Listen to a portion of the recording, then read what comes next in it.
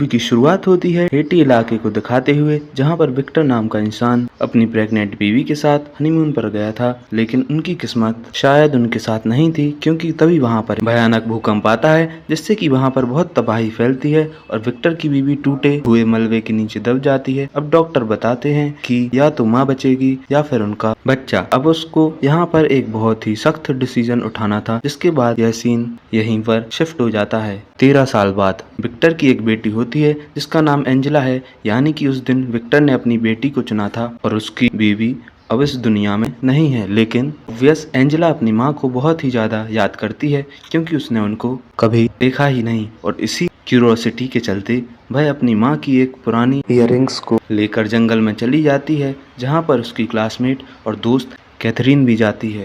ये दोनों एक लाइट वाला रिचुअल करते हैं ताकि एंजेला अपनी माँ से बात कर पाए। हालांकि ये उन्होंने ऐसा ही किया था ताकि एटलीस्ट कुछ उम्मीद बने, लेकिन ऐसा नहीं हुआ। जो रिचुअल उन्होंने गॉड और अपनी माँ से बात करने के लिए लिया था वो तो हुआ ही नहीं, लेकिन उनकी आवाज़ डीमन ने सुन ली थी, और ऐसा होते ही दोनों लड़कियां हवा में ऐसे गायब हो जाती हैं जैसे कि वो कभी थी ही नहीं। अब एंजेला के पिता और कैथरीन के पेरेंट्स यानी कि टोनी, मिरांडा और उसके भाई बहन बहुत परेशान हो जाते हैं। पुलिस उनको ढूंढती है लेकिन कोई नहीं मिलता, एक सुराग भी नहीं था। विक्टर अब अपने घर आता है कि तभी वहाँ पर कुछ लेडीज झाड़ फूक कर रही थी, जिनको वो वहाँ से भगा देता है। ऐसा इसलिए क्योंकि विक्टर का फेथ गॉड पर से खत्म हो गया था जब से उसकी बीवी नहीं रही। लेकिन फाइनली यहाँ सबकी दुआ काम आती है, क्योंकि 3 दिन बाद दोनों ही लड़कियां बहुत दूर मिलती हैं। दोनों लड़कियों को यह लगता है कि वो बस कुछ घंटों के लिए गई थीं, लेकिन उनको धक्का तब लगता है जब उनको अंदाजा होता है कि वो 3 दिन से गायब थीं। लेकिन अब कैथरीन और एंजेला वो नहीं थीं जो कि गायब हुई थीं, बल्कि ये अपने साथ किसी भयानक डेमोनिक एंटिटी को साथ लेकर आ गई थीं, क्योंकि इनका एटीट्यूड बदल गया था। नेचर में बदलाव था, कुछ खाती पीती नहीं है और ऐसी शक्तियाँ दिखाती हैं जो कि 13 साल की बच्ची के अंदर होना नामुमकिन था। ये दोनों ही एक दूसरे को सेंस भी कर सकती थीं, क्योंकि इनको डबल पोजीशन हुआ था और एक ही डेमन उनके अंदर था।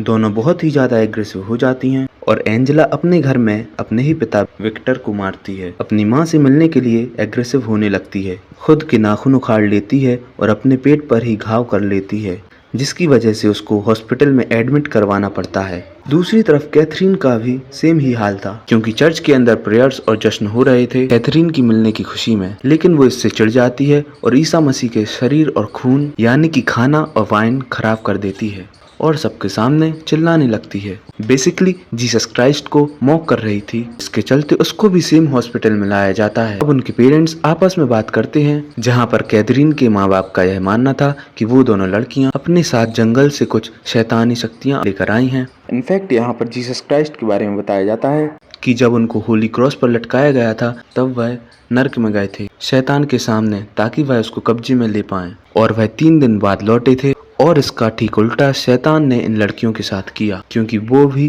3 दिन बाद लौटी हैं और बिल्कुल बदल चुकी हैं। और सबसे बड़ी बात कि जो इन बच्चियों के साथ हो रहा था उसका मेडिकल साइंस के पास भी कोई जवाब नहीं था। अचानक से इतनी शक्तियां आ जाना, डेमोनिक चीजें करना, और इसलिए विक्टर को भी कुछ यकीन होने लगता है that yes, something is really wrong with them.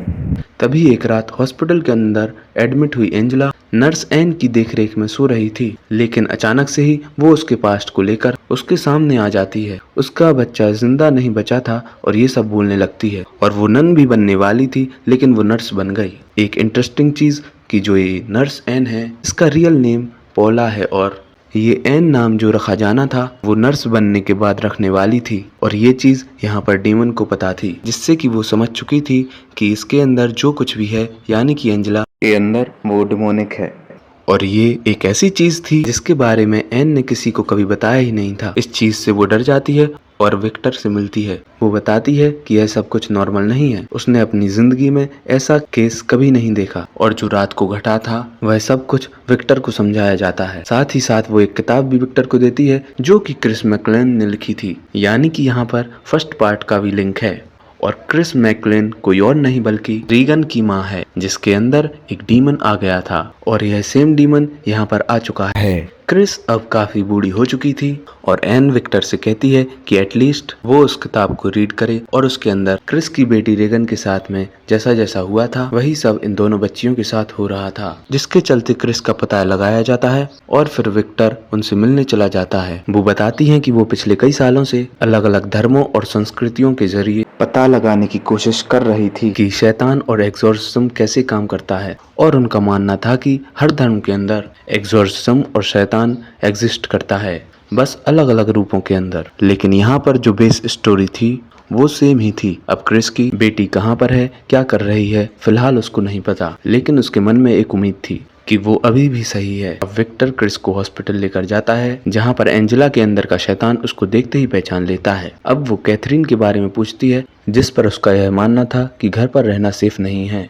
तो वो दोनों निकल पड़ते हैं सीधा उसके घर की तरफ, जहाँ पर जाने के बाद उनको घर के अंदर तोड़फोड़ हुई मिलती है, लेकिन लकीली अभी डीमन ने किसी को मारा नहीं था। विक्टर घर के अंदर मिरांडा, टॉनी और बच्चों को संभालता है और क्रिस ऊपर की तरफ कैथरीन से मिलने चली जाती है, जहाँ पर शैतान क्रिस की बेटी रेगन के बारे में उल्टा सीधा बोलता है कि वह मर चुकी है और नर्क की आग में जल रही है। जिसके बाद कैथरीन के अंदर बसा शैतान एक होली क्रॉस को लेकर क्रिस की दोनों आंखें फोड़ देता है, जो कि अब तक का सबसे हॉरिफाइंग सीन था। अब क्रिस को हॉस्पिटल में एडमिट किया जाता है, जहां पर विक्टर उससे माफी मांगता है, लेकिन क्रिस का यह मानना था कि उसकी बेटी जिंदा है और शैतान उसको कमजोर करना चाहता था, और विक्टर भी कमजोर ना पड़े। इनफैक्ट इस डीमन को हराने के लिए सिर्फ चर्च ही नहीं बल्कि हर किसी को एक साथ होना होगा, तभी यह डीमन हारेगा। अब यहाँ पर एक बहुत ही बड़े एक्सोर्सिज्म की तैयारी होती है, जहाँ पर विक्टर एक प्रीस्टर को लेकर आता है, जो कि शुरुआत में उसके घर आई थी, जिसको उसने भगा दिया था। देन यहाँ पर नर्स एन तो थी ही, साथ ही साथ कैथरीन फैमिली के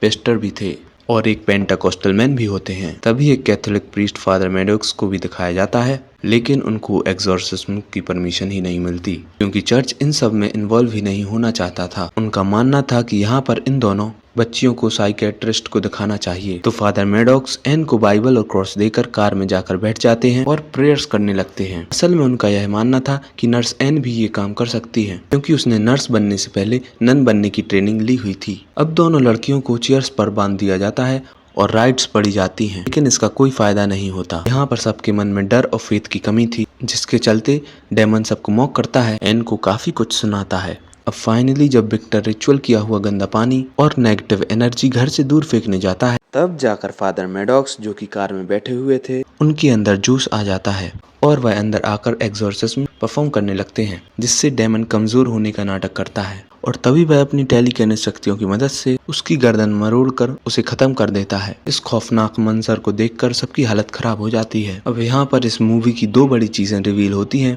पहली चीज जो विक्टर से जुड़ी हुई थी, असल में आज से 13 साल पहले डॉक्टर ने उसको 2 चॉइस दी थी, जैसा कि मैंने आपको बताया था कि या तो बीवी बचेगी या बच्चा। तो हमको यह लगा कि उसने बच्ची को चुना होगा क्योंकि एंजेला जिंदा थी, लेकिन नहीं, ऐसा नहीं था। असल में उसकी बीवी ने अपने आखिरी मोमेंट्स में भी यह कहा था कि उसे बच्ची को बचाना होगा, लेकिन विक्टर ने यह कह दिया था कि उसकी वाइफ की जान बचाओ। लेकिन उसकी इंजरीज इतनी ज्यादा थी कि ब्लड लॉस बहुत हो गया था और बच्ची को ही अल्टीमेटली बचाया गया, और यह सुनते ही विक्टर टूट जाता है। यानी एंजेला आज जिंदा ना होती अगर ऊपर वाले ने यह मिरेकल ना किया होता। दूसरी यह थी कि डेमन एक चॉइस देता है कि वो किसी एक लड़की को बचा सकते हैं, उनको किसी एक को चुनना होगा, लेकिन अगर नहीं चुना तो दोनों ही लड़कियां मरेंगी। और शुरुआत में तो कोई किसी को नहीं चुनता, यह सोचते हुए कि डेमन उनको मॉक कर रहा होगा। लेकिन जब दोनों लड़कियों को दर्द होने लगता है तो उनको यकीन हो जाता है कि यह सब रियल है, और ऐसा देखने के बाद विक्टर एंजेला को चुनता है और टॉनी अपनी बेटी कैथरीन को। अब अचानक से ही एंजेला हवा में लेविटेट होने लगती है,